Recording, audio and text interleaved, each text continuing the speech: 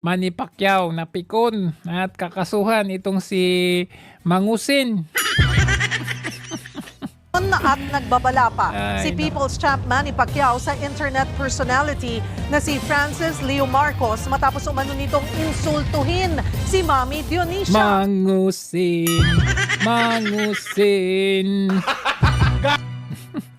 Nagsimula ito ng tawaging baluga ng isang netizen, si Leo Marcos. Bumuelta siya sa netizen sa isang Walang hiya. Nabudol ako ng taong ito.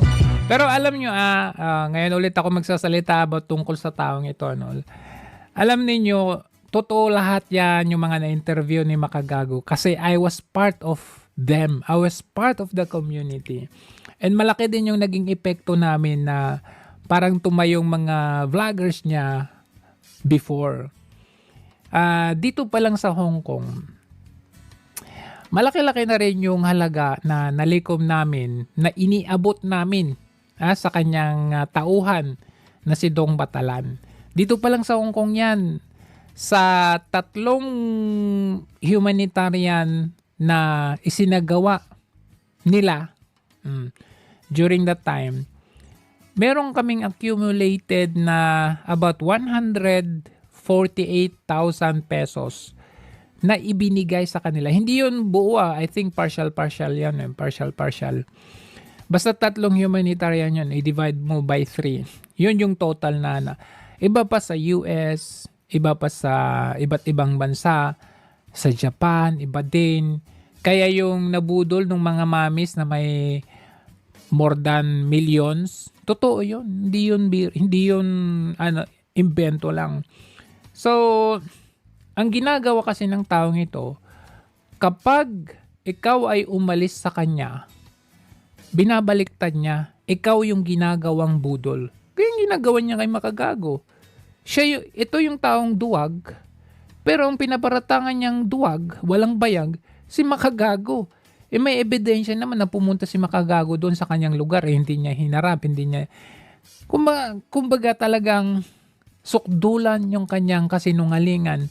At kahit huling-huli siya sa kanyang kasinungalingan, nagagawa pa niyang magrason. Nakita niyo yung rason niya pa kay Manny Pacquiao. Gusto pang sisihin ni Manny Pacquiao yung naglabas ng video na siya naman ang nagsasalita doon. Siya yung nagsabi noon. Siya yung nagsabing baluga. Siya yung nagsabing may utang si Manny Pacquiao sa kanya. Bakit niya sisisihin yung naglabas ng video? Siya naman nagsabi noon. Ang kwento kasi niyan, siyempre, kami yung 14 vloggers na tinatawag noon, during the time, pag may umalis, nakakatakot kasi umalis sa kanya. Alam mo yung parang nasali ka sa isang fraternity or sa isang gang na gusto mong umalis, pero natatakot kang umalis kasi babalikan ka nila. Hindi ka nila bibigyan ng magandang exit. Ganyan ang nangyayari sa amin. Kaya during that time, may mga naunang umalis pero siniraan hanggang sa even to the point na psychologically affected ka. Kaya totoo yung nangyari kay The Kings. Psychologically affected yan. Kasi kahit kaming mga vloggers, although hindi ako nakasama doon sa bumanat sa kanya, talagang todo banat yan sa kanya. Kawawa yan eh. Kawawa yung mga umaalis sa kanya. Ngayon, nakita namin yun as parang threat o nakakatakot na gawin na basta umaalis na lang, basta-basta. So, ang ginawa namin, parang kudita. Nag-usap-usap kami.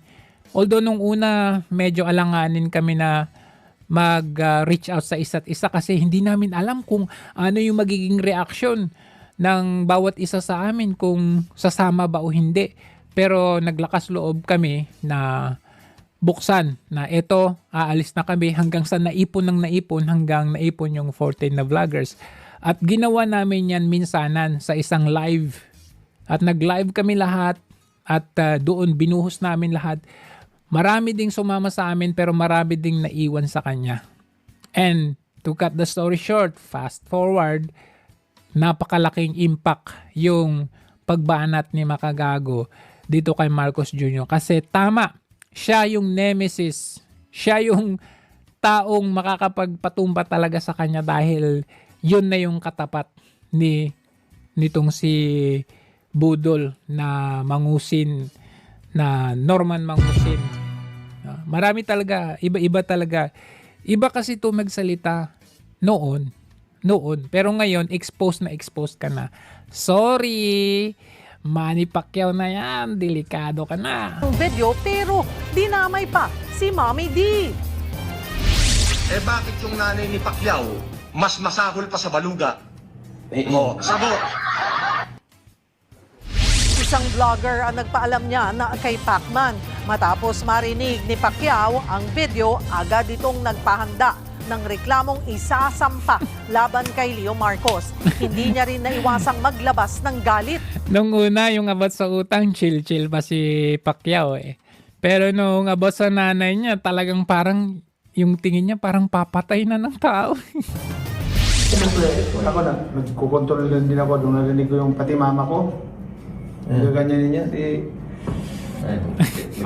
hanggat at as much as possible, makontrol ko sarili ko. Kung hindi, delikado na ata. pamilya ko nang masangkot. Tandaan mo yan.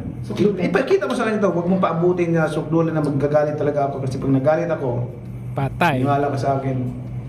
Hindi mo pa ako kilalang lubusan. Pasalamat ka, naging Christian lang ako. Tapos maggamon pa si Norman Mangusin na suntukan kay Pacquiao na walang gloves.